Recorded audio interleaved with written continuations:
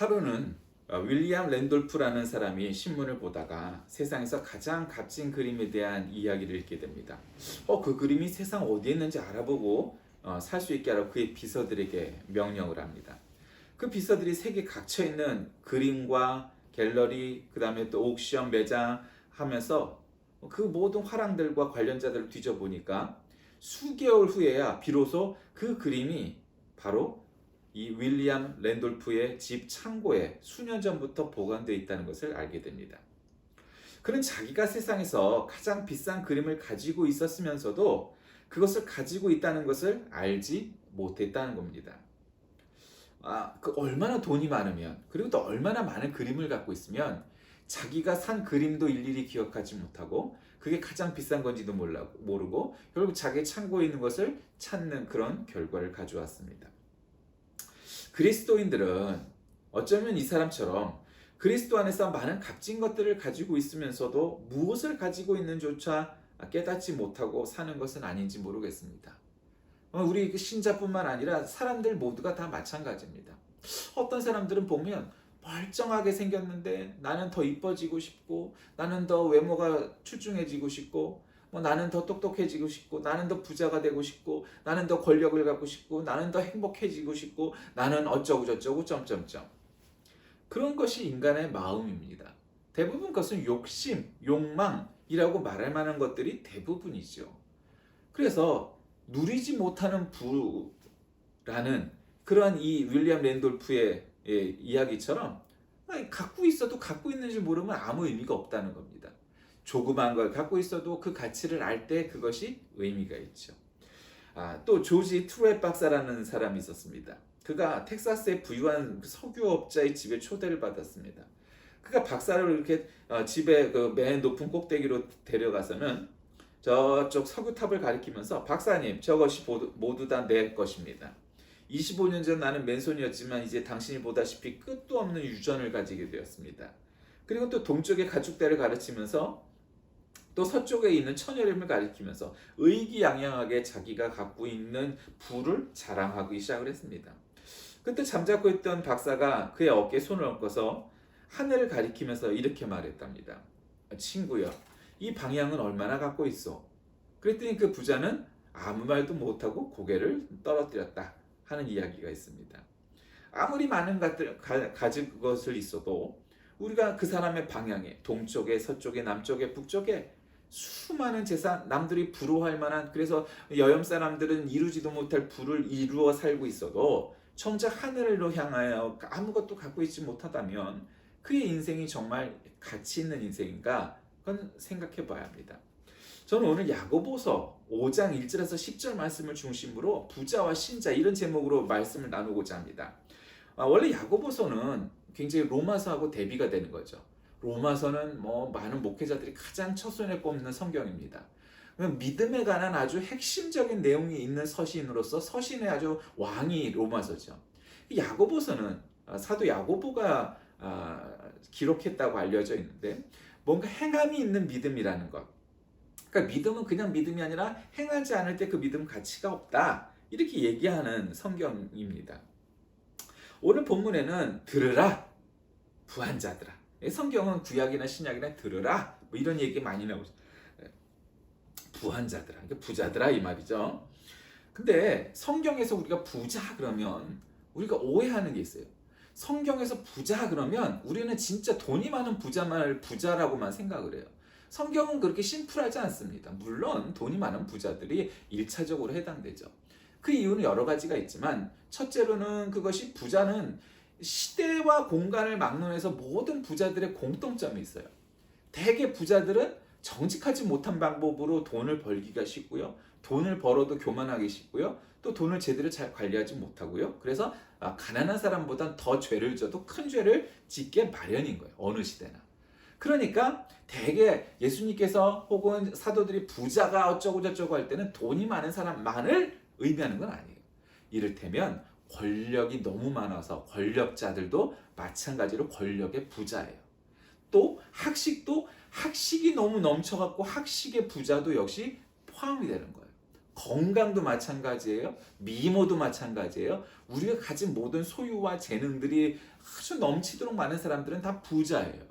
그러니까 우리가 축소시켜서 돈 많은 사람만을 부자라고 생각하는 건 오산이에요.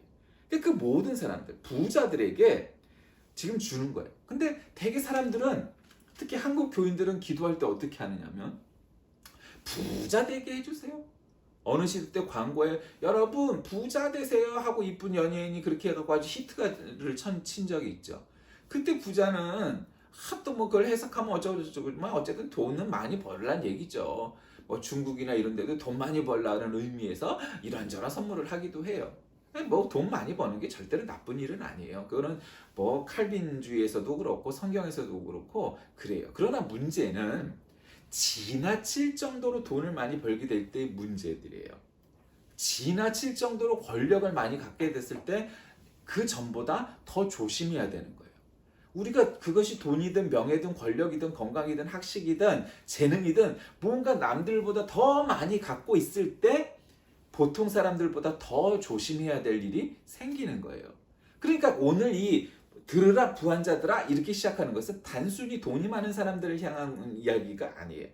그러니까 신자 중에는요, 돈이 많은 부자도 있고요, 권력이 많은 부자도 있고요, 또 학식이 많은 부자도 있고요, 재능이 많은 부자도 있고요, 여러 가지 종류의 부자들이 있어요. 뭐 신자 아닌 사람들 가운데도 마찬가지죠. 그러니까 그 모든 사람들에게 주는 말이라는 것을 전제하고 이 성경 말씀을 들으시길 바랍니다. 그런데 대개 성경에서 문제를 삼는, 타이스를 삼는 부자는 깨끗한 부자? 뭐 이런 사람들이 아니죠. 깨끗한 부자가 세상에는 많지 않지만 이 대개의 부자들은 굉장히 그 수단과 방법을 가리지 않고 부자가 돼요. 권력도 마찬가지죠. 합법적으로 투표를 통해서 권력을 얻는 사람도 있지만 대개 무슨 쿠데타라든가 뭐 옳지 않은 방법으로 뭐 권력을 얻게 돼요. 학식도 마찬가지고요. 뭐 명예 뭐 말할 것 없이 모든 방면에 그렇다는 거예요. 그러니까 대개 한번 보세요. 그 모든 부자들이 정말 모든 사람들이 동의해주고 인정할 만큼 합법적이고 아주 정당하게 그렇게 계단을 밟아서 올라간 사람들이 많겠어요? 아니면 뭔가 편법도 있고 뭣도 있고 그런 사람들이 세상에 많겠어요? 당연히 후자가 많아요. 어느 시대나 그래요. 그래서 그러지 말아야 한다고 요즘 공정 뭐 이런 공정사회 뭐 이런 걸 자꾸 얘기하는 것 아니겠어요? 그러니까 부자라는 것은 돈이 많은 것 자체가 죄가 아니지만 대개 그 부를 쌓는 방법과 그 과정이 또 학식이든 권력이든 그 모든 것들이 다 그 대표적으로 이제 돈을 갖고 얘기하는 거예요. 돈을 가진 사람들이 그것을 쌓기 위해서는 많은 범법을 저지르고 편법을 저지르고 하게 마련이에요. 그러니까 결국 그게 문제가 되어서 성경에서 부자의 문제점들을 얘기할 때 니들이 땅바닥에다가 창고에다가 곳간에다가 재산과 곡식을 쌓아두는 것은 너무너무 잘하는데 너는 하늘 창고 하늘 곳간에다가는 그렇게 쌓아뒀느냐? 이랬을 때 대개 부자들이 그 말을 못하죠. 아유 나는요 11조를 넘어서 10의 2조를 나는 하나님께 드렸어요. 그런 부자 보셨어요? 별로 없어요. 그럼 부자가 나쁜 사람이라 그런 게 아니라 모든 사람이 마찬가지예요. 우리가 갑자기 돈이 없다가 돈이 많이 생기면 야 이거 뚝 잘라서 절반을 갖다가 헌금을 하고 기부를 하고 뭐 그럴 것 같으세요? 그런 사람 별로 없어요. 다 똑같아요. 사람이란 건. 그런데 문제는 가난하고 뭔가 남들보다 많이 갖고 있지 못할 때는 할 수 있는 일이 많지 않지만 돈이 많아지고 권력이 많아지고 뭔가 우리의 소유와 재능이 많아지면 그것들을 통하여서 뭔가 할 수 있는 일이 범위가 넓어지다 보니까 잘못하는 거예요. 그래서 더 죄를 더 많이 지을 수 있는 가능성이 생기는 거고 실제로 그런 거예요. 단지 개인만 그럴까요? 그렇지 않아요. 오늘 본문에서는 부정한 재물을 쌓은 자들에 대해서 밭의 추수꾼에게 삭슬 주지 않는 사람들을 뭐라고 그래요? 얼마 전에 뉴스에 나왔죠.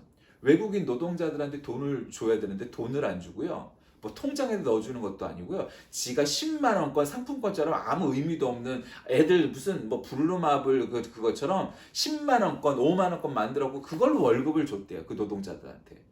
그게 한국 사람이에요. 그런 사람이 우리나라에 있어요. 뉴스에 얼마 전에 나왔잖아요. 그러니까 성경 시대나 지금의 시대나 가난한 노동자들 하루 벌어서 하루 먹고 살아야 되는 그런 사람들의 돈도 훔쳐내는 거예요. 강도질하는 거예요. 권력을 가지고 힘을 가지고. 근데 오늘 야고보 사도는 그 품삯을 주지 않는 자들에게 니들 봐라.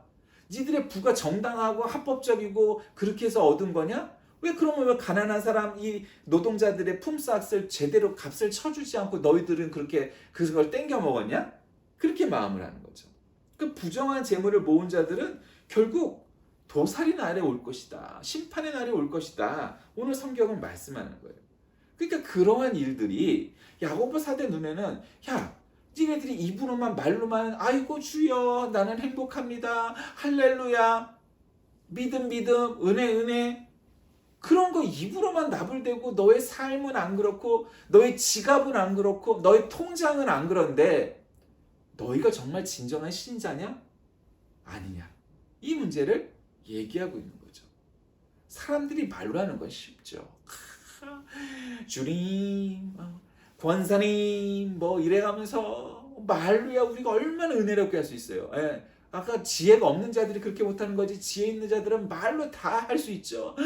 목사님, 장로님 뭐 이래가면서 할렐루야 이러면서 그것도 못하는 찐따들이 있긴 있죠. 요즘 시대에 맨날 저 광화문 앞에 나가서 쓸데없는 소리 해갖고 욕먹는 그래서 개독교 소리 듣게 하는 놈들도 있지만 어쨌든 말은 쉬워요.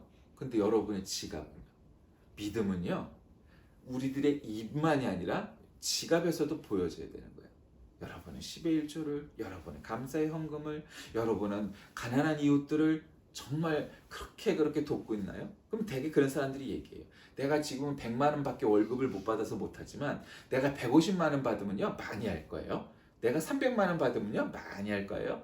내가 부자가 되면요 엄청 할 거예요. 절대로요. 그런 것 없습니다. 믿음도 그렇고 헌금도 그렇고 또 기부도 그렇고 절대로 여러분 그게 내가 부자가 되면 할 거라는 말은 말도 안 되는 얘기예요. 똑같은 얘기예요. 그것이 무엇이 되었든 지금 하지 않는 것은 안 된다는 거예요. 언제까지? 오늘 야고보사들은 종말의 소망과 인내에 대해서 얘기하는 거예요. 그러니까 예수님 다시 오시기 전까지 그래야만 한다는 거예요. 여러분 그 개인만이 그런 부자와의 관계된 딜레마에 빠져 있느냐? 그렇지 않아요. 단체도 그렇고 교회도 그렇고 국가도 마찬가지예요. 공동체도 마찬가지예요. 여러분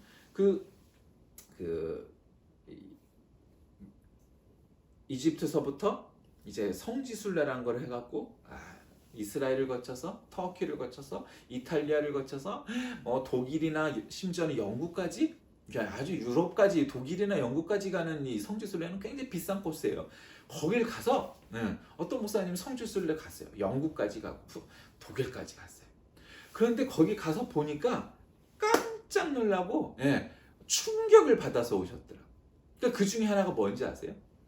이제 성지순례 갔으니까 목사님들 그런 사모님들이 모여갖고 야 여기가요 1500 몇 년에 1600 몇 년에 지어진 예배당인데 고딕 양식을 하고 있고 안에는 샹들리에가 어떻고 안에는 프레스코아가 어떻고 스테인드 글래스가 어쩌고 이게 몇 평이고 그 당시에 지금으로 얘기하면은 얼마나 많은 돈을 들여서 멋있게 지은 아주 문화재급 정말 성당입니다 예배당입니다 뭐 사원입니다 뭐 이런 설명을 했을 거 아니에요. 멋있죠. 그때까지는 은혜를 받았다는 거. 그런데 그 예배당 안을 들어가면서 깜짝 놀랐다는 거예요. 그 멋있는 예배당에서 예배를 드리는 게 아니라는 거예요. 그 예배당이 술집이 되어 있었다는 거예요. 예배당을 사갖고 쓸 데가 많이 없잖아요. 근데 이게 높고 막 이렇게 건물이 넓으니까 많은 사람들이 와서 춤추고 노래하는 술집 클럽이 되어 있었다는 거예요. 그거에 너무너무 충격을 받았다는 거예요. 우리는 지금도 독일로, 미국으로, 영국으로, 뭐 미국은 좀 덜하지만 영국으로, 프랑스로 이런 나라들이 기독교 국가니까 지금도 신학을 제대로 공부하려면 거길 가야 된다고 해서 거기 가서 공부를 하고 실제로도 지금도 그래요.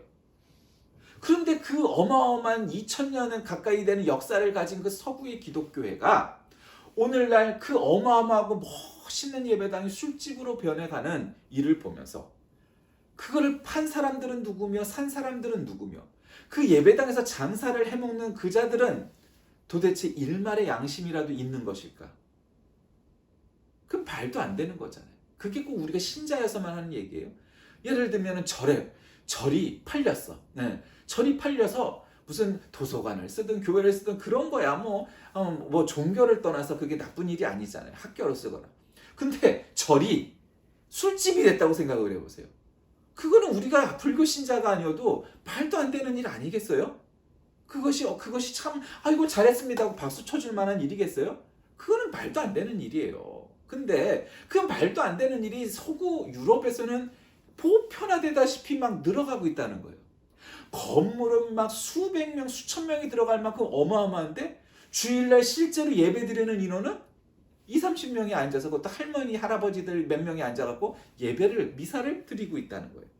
그 교회는 이미 쓰러져가는 교회가 돼버린 거죠. 그게 지금 유럽 교회의 대다수 교회에서 보여지는 문제점들이에요. 그러니 교회란 예배당이 얼마나 크냐에 놓여 있지 않고 다음 세대들이 또 사람들이 얼마나 잘 믿느냐 하는 것이 얼마나 중요한지를 아는 거예요. 그들은 기독교 문화와 유적으로 생각하면 아주 신앙의 부자들이죠. 종교의 부자들이에요.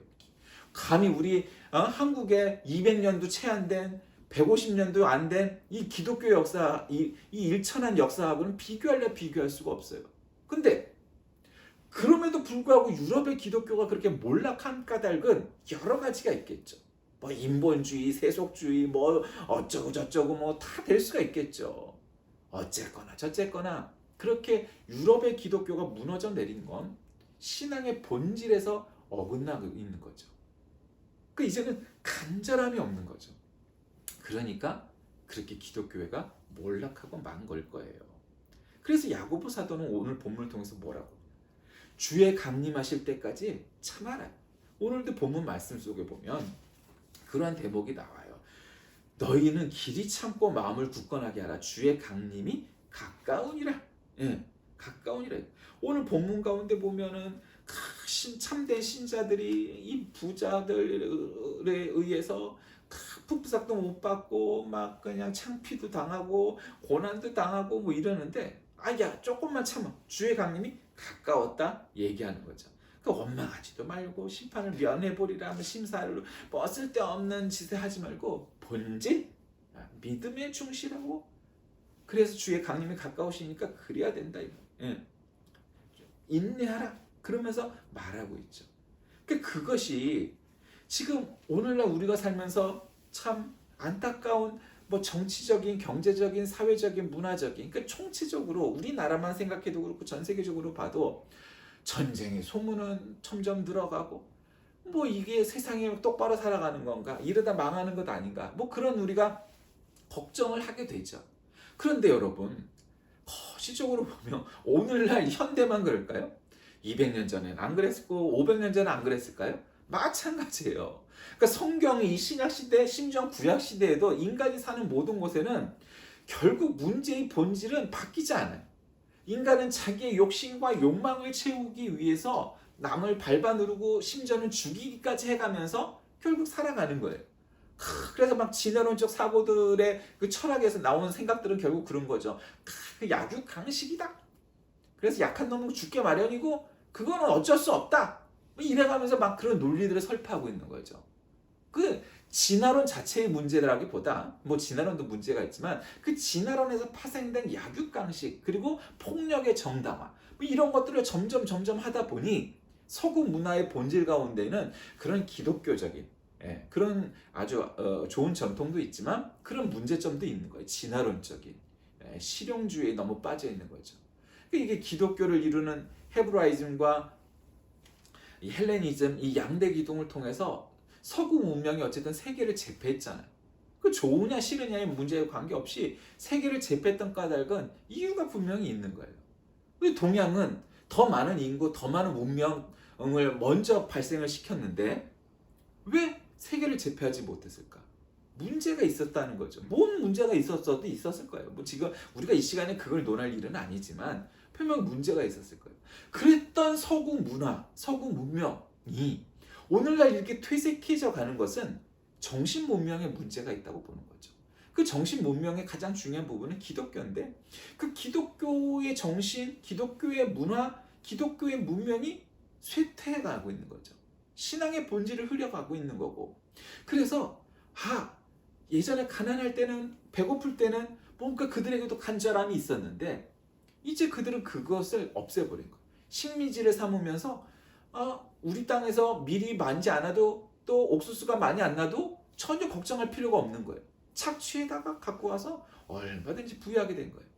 우리나라처럼 크지 않은 네덜란드, 스페인, 영국, 덴마크 이런 나라들도 식민지배를 통해서 얼마든지 잘 살게 됐어요. 잘 살게 되는 건 문제가 아닐지 모르는데 결국 그런 것을 통해서 그들의 교회가 무너져 내리기 시작해요. 세속화하기 시작해요. 그리고 그럼 결국 이제는 유럽의 교회들이 신앙이 전통을 찾아보기 힘들 만큼 교회가 약해져 버리게 되었다는 거예요. 그러니까 여러분 우리가 그걸 기억해야 되는 거죠. 그게 모든 게 왜 그래요? 부자가 돼서 그래요. 개인도 부자가 되고 교회도 부자가 되니까 배가 고프질 않으니까 결국 어떤 간절함이 없는 거예요. 개척자 정신도 없는 것이고 뭔가 우리가 가디언이 되는 수호자, 말씀의 수호자가 되고 복음의 수호자가 되고 이래야 되는데 그래서 정말 목숨을 걸고 선교지를 향하여 언어도 통하지 않는 원주민, 그래서 내가 잡아먹힐지도 모르는 그 아프리카 땅을, 그 아시아 식인종이 사는 그런 땅들을 많은 선교사들이 갔었잖아요. 아주 맨 땅 헤딩하면서. 그러면서 실제로 죽은 선교사들도 많잖아요. 순교한 사람들도. 그런 정신을 갖고 복음을 전파했던 아주 무식했던 시대가 있는데 지금은 사람들이 너무 지혜로워진 거예요. 이제 선교비 없으면 선교도 안 가요. 후원이 없으면 선교사가 되지도 않아요. 언어를 다 배우고도 차일피일 미뤄요. 옛날엔 언어도 모르고 돈도 없고 오로지 아는 거라고는 여기에 코리아가 있어, 여기에 인도네시아가 있어, 여기에 아프리카가 있어 이러면서 그냥 이름만 알고 떠났던 시대도 있었는데 그래서 그게 다 옳고 바람직한 건 아니었겠지만 최소한 그 정신만큼은 오늘날 우리가 더 부자가 되었는데 교회도 부자가 되고 개인도 부자가 되고 나라도 부자가 되고 그랬는데 그래서 이전보다 더 행복하고 이전보다 더 은혜롭고 이전보다 더 충만한 삶을 살고 있느냐라는 전제를 놓고 보면 별로 그런 것 같지 않아요. 예전에 우리가 어렸을 때 목사님들이 막 설교를 하면 목사님들의 설교나 간증은 그 시대에 어느 목사님도 다 그래요. 개척할 때는 다 사과 박스 이렇게 놓고 그걸 강대상을 이렇게 쌓아놓고 거기서 예배를 드렸다는 거예요. 다 천막을 쳐놓고 아니면 지하에서 예배를 드렸다는 거예요. 예, 지하는 좀 낫죠. 천막 치고 예배 드렸다는 목사님 많아요. 그때는 쌀을 먹는 거는 생각지도 못하고 보리나 이 잡곡으로 배불리 채우면 정말 아주 은혜로운 날이에요. 응답받은 날이라고. 정말 다 그렇게 얘기를 했단 말이죠. 지금은요. 지금은 목사들이 그러지 않잖아요. 지금은 내가 3000cc 차를 타야 되는데 2500cc밖에 못 타고 이런 걸 갖고 얘기해요. 나는 외제차를 타야 할 목사인데 나는 최고급 승용차를 타야 되는데 3000cc밖에 못 타? 이런 시대가 돼버린 거예요. 목사만 그런 게 아니고 모든 신자들이, 교회가, 나라가 점점 부자가 되면서 결국 우리 안에 있는 신앙의 본질, 신앙의 뜨거움, 열정 이런 것들은 다 내다버리고 사는 것은 아니냐는 거죠. 말씀을 정리합니다. 오늘 야고보서는 부자라는 예를 들어서 가난한 노동자들에게 삭스를 주지 않는 그 부자가 있다 하더라도 참고 기다리면서 종말의 날을 기다려라. 그 부자는 결국 하나님의 백보자 심판 때 오르게 될 것이고 억울하게 피해를 받고 박해를 받고 고난을 당했던 자들이 오래 인내하고 참으면 결국 하나님께 상을 받으리라. 이렇게 말씀하는 거죠. 교회는 병든 자들을 위해서 기도합니다. 신유의 기도, 치유의 기도를 하죠. 그런 믿음의 기도는 그를 병상에서 일으켜 세울 수 있죠. 마음이 상한 자를 위해서 치유하고 위로하고 상담하고 힘이 되어주는 응원을 하는 그것이 또한 교회의 역할이기도 하죠. 예수님의 삶은 그런 치유와 나눔의 삶이었습니다. 물론 일부 사람들은 예수님께 야단도 먹고 그랬죠. 그러나 대부분의 예수님께서 사랑을 베풀었던 아주 긍정적인 만남의 사람들은 되게 뭐예요? 그 당시에 사람 축으로도 못 봤던 사람들이 대부분이었어요. 물론 부자 중에 칭찬받은 사람도 있지만 결국 그랬단 말이죠. 그러니 여러분, 우리가 성경에 왜 그렇게 기록을 해놨을까? 이런 거죠. 야, 네가 부자야? 부자면 성경에는 부자 얘기를 봐. 왜 이렇게 부정적인 얘기가 많겠어? 부자는 부정적일 수밖에 없어.